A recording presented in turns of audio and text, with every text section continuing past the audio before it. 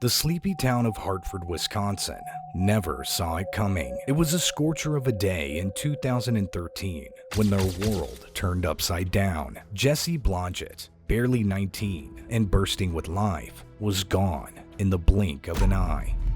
Joy, Jessie's mom, couldn't shake the feeling something was off when she popped home for lunch. She peeked into Jessie's room, expecting to see her daughter sleeping in, but when she tried to rouse her, Jessie was cold as ice. Everyone in Hartford knew Jessie. She was the girl who could do it all, sing like a lark, play the piano like a pro, and make a violin weep. Her old man, Buck, swear she was born with a dictionary in her head. While her classmates were learning their ABCs, little Jessie was dropping $5 words left and right. As she grew up, Jessie got a fire in her belly for all sorts of causes. She'd go to bat for any critter in need and was always ready to stand up for women's rights. The night before it all went south, she'd been on top of the world, fiddling her heart out. In Fiddler on the Roof, the house was packed and Jessie was glowing. But at the after party, something wasn't quite right. Jessie seemed jumpy around a couple of older fellas. Later, she scrawled in her diary about feeling tainted by some guys who were twisting friendship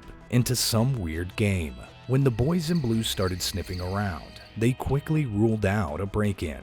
But what they found made their blood run cold. Jessie had marks on her neck and wrists, like she'd been tied up. Her hair and clothes were damp, as if someone had tried to wash away evidence. One thing was crystal clear. This was no accident. Jessie had been murdered. As the investigation rolled on, a shocker of a suspect popped up. Dan Bartelt, Jessie's 19-year-old buddy. Dan and Jessie went way back. They were desk buddies in high school and even had a puppy love thing going as freshmen. Both were music whizzes. Dan was top dog violinist in the school orchestra, with Jessie right behind him. They stayed pals after high school and had recently started hanging out again when Dan dropped out of college. So what put Dan in the hot seat? Just a few days before Jessie's murder, another young woman, Melissa Etzler, had been jumped in a nearby park. Melissa fought like hell and gave the cops a spot-on description of her attacker. She said it was a young guy with blonde hair, cruising around in an old blue minivan. That description led the cops straight to Dan Bartelt. When the detectives first grilled Dan, he swore up and down he had nothing to do with either incident. But his story had more holes than Swiss cheese. He claimed he sliced his thumb at work, then fessed up that he didn't even have a job. He said he was out for a drive the morning Jessie died, pretending to go to work so his folks would know he'd flunked out of college. As the cops dug deeper, the evidence against Dan piled up like dirty laundry. They found rope at his place that matched the marks on Jessie's body. There was duct tape under Jessie's bed, with Dan's fingerprints all over it. Both Jessie's and Dan's DNA were on ligatures found at the scene. And the nail in the coffin, Dan's DNA was under Jessie's fingernails. The cops also stumbled upon some seriously messed up stuff on Dan's computer. He'd been Googling serial killers and watching some really twisted porn. Some of the sick stuff he'd been watching matched exactly what happened to Jessie, including washing the victim's body afterward. Despite all this damning evidence, Dan kept insisting he was innocent. He even showed up at Jessie's vigil, hugging her parents and sharing memories. Jessie's dad, Buck, said they initially told the cops Dan couldn't have done it, that he was a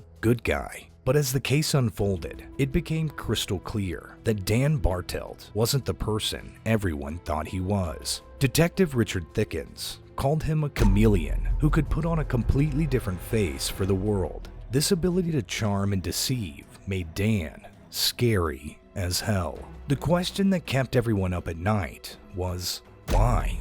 Why would Dan kill his friend Jessie? The cops think she might have just been an easy target. Dan knew her schedule and when she'd be home alone. Some folks wondered if he wanted to act out the violent fantasies he'd been watching online. At the trial, the evidence against Dan was a slam dunk. He was found guilty of first-degree intentional homicide. But even when he was being sentenced, he wouldn't admit what he'd done. He told Jessie's parents, "I can't give you the answers you're looking for." He claimed he couldn't prove he was innocent, but swore his conscience was clean. The judge threw the book at Dan Bartelt, sentencing him to life in the slammer with no chance of ever getting out. He's now inmate number 006-21440 at Waupun Correctional Facility in Wisconsin. He'll spend the rest of his days behind bars for murdering Jesse Blodgett. This case hit the town of Hartford like a ton of bricks. Jesse was loved by so many for her talents and kind heart. Her death at such a young age, at the hands of someone she thought was a friend,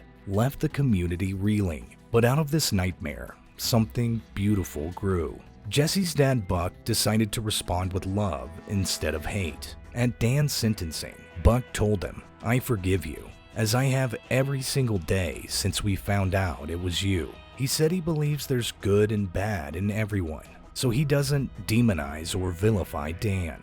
Buck poured his grief into creating a nonprofit called the Love is Greater Than Hate Project. Its goal is to stop violence against women and girls and inspire folks to choose love over hate. Buck says this is how Jesse would have wanted to be remembered, for bringing light into the world. The details of this case are enough to make your blood run cold. The cops think Dan snuck into Jesse's home early on July 15th, 2013, right after her parents left for work. He brought a bag of horrors with him: rope, duct tape, a ball gag, and alcohol wipes. He probably jumped Jessie while she was still asleep, tying her up and gagging her. The evidence suggests Dan SA'd Jessie before strangling her to death. Afterward, he tried to cover his tracks, washing Jessie's body and tucking her back into bed like she was just sleeping. He gathered up his sick supplies and dumped them in a parked trash can, hiding them in an empty cereal box. What makes this crime even more twisted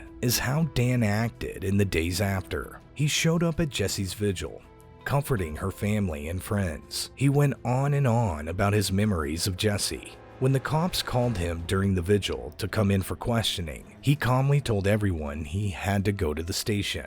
Not a soul suspected he was the killer. They were all praying would be caught. The investigation got a big boost from Melissa Etzler, the woman Dan had attacked in the park days earlier. Melissa fought like a wildcat when Dan jumped her with a knife. She managed to snatch the knife from him, a fish fillet knife that she held onto as evidence. Melissa gave the cops an incredibly detailed description of her attacker and his ride. Her account was key in leading investigators to Dan Bartelt. This case shows how someone can hide pure evil behind a friendly face. Dan was seen as smart, talented, and funny. He landed big roles in school plays and was top dog violinist. Nobody in a million years would have guessed he was capable of such a brutal crime. His ability to compartmentalize and deceive was both impressive and terrifying. The impact on Jessie's family was earth-shattering. Her mom, Joy, found Jessie's body and made the heartbreaking 911 call. Jessie's dad, Buck, was eaten up with guilt, wishing he could have protected his little girl.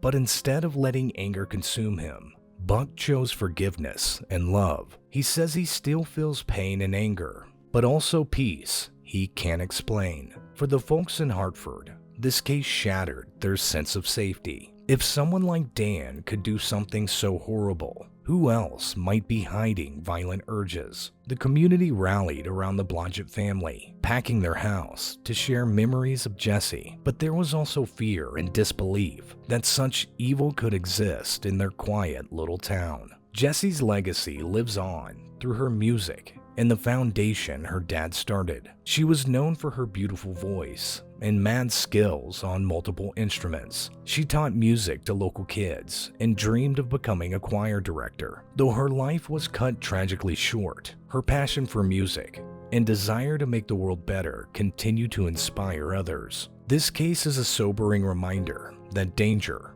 can be lurking where we least expect it. Jessie had no reason to fear Dan. He was an old friend she trusted. Her diary entry the night before she died shows she was worried about other men, but not Dan.